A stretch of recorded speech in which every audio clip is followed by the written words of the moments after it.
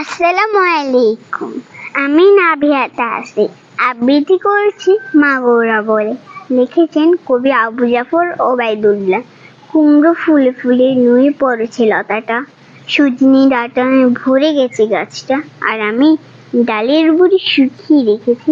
খোকা, তুই কবে আসবি, কবে ছুটি? চিঠিটা তার পকেটে ছেঁড়া রক্তে ভেজা। মা গো, ওরা বলে সবার কথা কেড়ে নেবে, তোমার কোলে সে গল্প শুনতে দেবে না। বলো মা, তাই কি হয়? তাই তো আমার দেরি হচ্ছে। তোমার জন্য কথার ঝুড়ি নি, তবেই না বাড়ি ফিরবো। লক্ষ্মী মা রাগ করে না, মাত্র তর্কারি পাগল ছিল।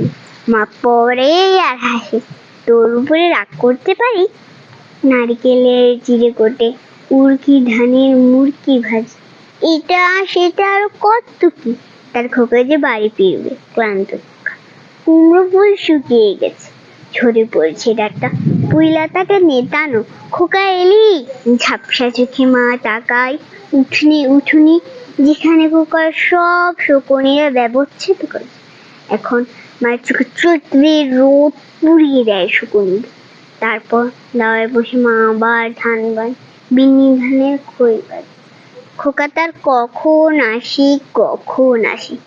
এখন মায়ের চোখ শিশির ভোর স্নেহের রোদে পিটে বলছে। ধন্যবাদ।